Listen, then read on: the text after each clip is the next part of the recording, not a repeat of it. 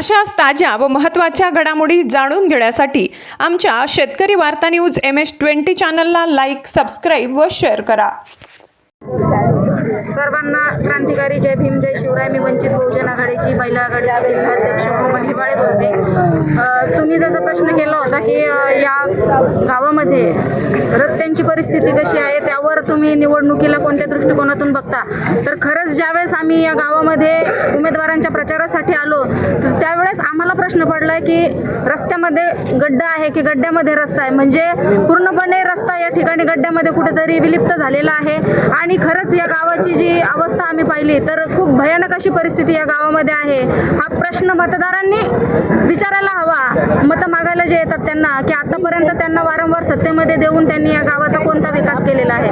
गावाच्या विकासासाठी आलेला निधी त्यांनी आतापर्यंत त्यांच्या स्वतःच्या वैयक्तिक खर्चामध्ये वापरलाय की जनतेसाठी वापरलाय, हा प्रश्न मतदारांनी त्यांना विचारणं फार गरजेचं झालेलं आहे। या ठिकाणी या उमेदवारांच्या प्रचारार्थ मी गेल्या 5-6 दिवसापासून बघत आहे तर सर्व जनतेचा कौल हा वंचित बहुजन आघाडीच्या बाजूने मला दिसत आहे। कारण आजच्या घडीला वंचित घटकांनी जे आहे तर प्रस्थापितांना नाकारलेलं आहे आणि श्रद्धेय ॲडव्होकेट बाळासाहेब आंबेडकर, सुजातदादा आंबेडकर यांच्या नेतृत्वामध्ये सुरू असलेल्या वंचित बहुजन आघाडीचा झेंडा त्यांनी त्यांच्या हाती घेतलेला आहे। या ठिकाणी आणखीन एक गोष्ट सांगेल की वंचित बहुजन आघाडीचा जो अजेंडा आहे की KG to PG पर्यंत हे शिक्षण मोफत या ठिकाणी विद्यार्थ्यांना आपण उपलब्ध करून देणार आहोत। त्याचप्रमाणे महिला सुरक्षेचा जो प्रश्न आहे तर या गावामध्ये महिला सुरक्षेच्या प्रश्नावर सुद्धा आम्ही हात घालणार आहोत। या ठिकाणी जागोजागी ज्या ठिकाणी सार्वजनिक ठिकाण आहेत अशा ठिकाणी CCTV कॅमेरे ज्याच्या माध्यमातून जी काही दारूचे अड्डे असतील आणि विविध प्रकारे व्यसनाधीन झालेला जो काही तरुण वर्ग आहे त्याच्यावर आळा बसवण्यासाठी CCTV कॅमेरे वगैरे आणि तरुणाईला बेरोजगारीपासून मुक्त करण्यासाठी, रोजगार उपलब्ध करून देण्यासाठी, स्वच्छ पिण्याचं पाणी या ठिकाणी उपलब्ध करून देण्यासाठी वंचित बहुजन आघाडीचे दोन्ही उमेदवार कटिबद्ध राहतील असं मी या ठिकाणी आश्वासन देते। आणि पुन्हा एकदा सांगते की या देवगाव रंगारी सर्कलमधून जिल्हा परिषदचे संदीप आसाराम शिरसे व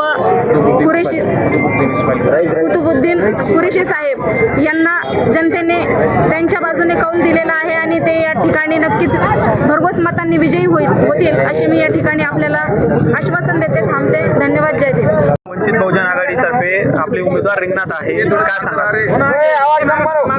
आमच्या वंचित बहुजन आघाडी आम्ही ग्रामीण भागातले असल्यामुळं सगळे इथं वंचित आहेत, म्हणजे साडी माळी पौष्टिक सांबार आहार मांग हे सगळे वंचित आहेत। आणि हे प्रस्थापित जे लोक आहेत ते नेहमी आमच्या कोणत्याच सुधारणा नाही, आमच्यापासून आम्हाला कोणत्या सवलती नाही आणि गुलामासारखं वागवण्यासाठी ते नेहमी त्यांचेच लोक निवडून देतात। बाप झाला का मुलगा, मुलगा झाला का आई झाली का सून, तर ते आम्हाला आम्ही आंबेडकरांच्या विचाराचे असल्यामुळे आणि आंबेडकरवादी असल्यामुळं आमच्या जरा ती प्रेरणा निर्माण झाली आणि मग आम्ही शून्यातून इथं वंचित आघाडी आम्ही निर्माण केली आणि त्याचा सर्वांनी मला प्रतिसाद दिला। खरं म्हणजे पहिलं मूळ कारण म्हणजे मी इथं वंचित आघाडी आणली आणि त्या सर्वांनी मला साथ दिली आणि याच्यामुळे मी माझ्या पंचायत समिती आणि जिल्हा परिषदला ॲडव्होकेट चांगले म्हणजे वकील संदीप शिरसे आणि अगदी म्हणजे विचाराचे जुने आणि त्यांना सर्व अनुभवी असे माणूस कुतुबुद्दीन कुरेशी हे मी त्यांना प्रेरणा देऊन आणि त्यांनी सर्व माझे विचार पटले त्यांना आणि त्यांनी माझ्या पाठीशी येऊन मी त्यांना उभं केलं।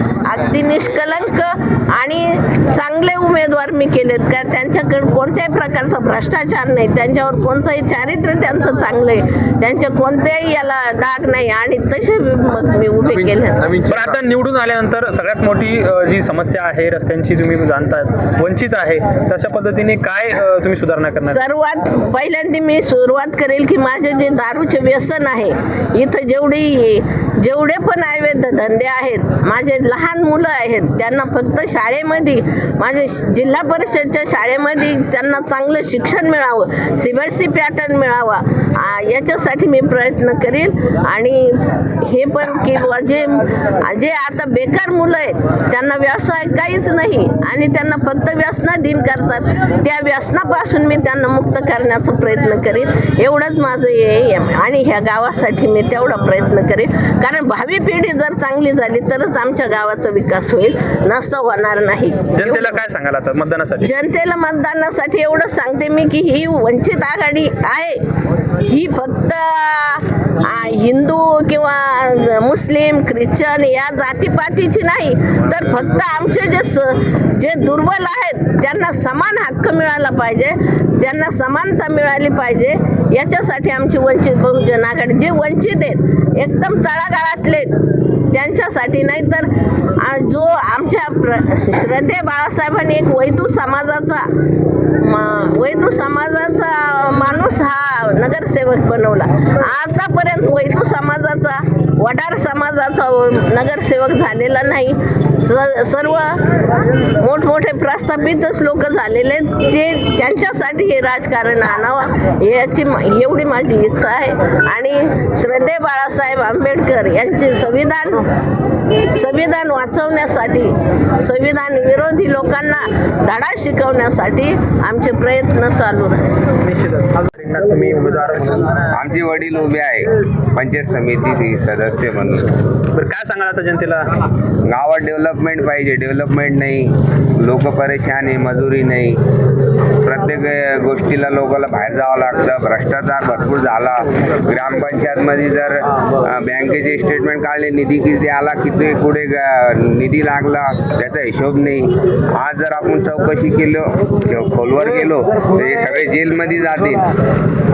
बरं, जनतेला आता काय आवाहन करणार मतदानासाठी? आव्हान म्हणजे विकासाच्या मुद्द्यावर, डेव्हलपमेंटवर आम्ही मत मागणार आहे.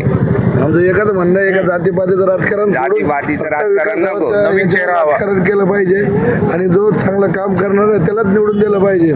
जातीपातीचं राजकारण आणि जे 10% लोकांच्या हातात राजकारण राहिलेलं आहे ते न राहता सगळ्यात जो खालचा घटक आहे त्यांच्यापर्यंत ते निवडून आले पाहिजे आणि त्यांनी विकास केला पाहिजे. बरं, एक काम करा आता तुमचं नगरीतला आहे.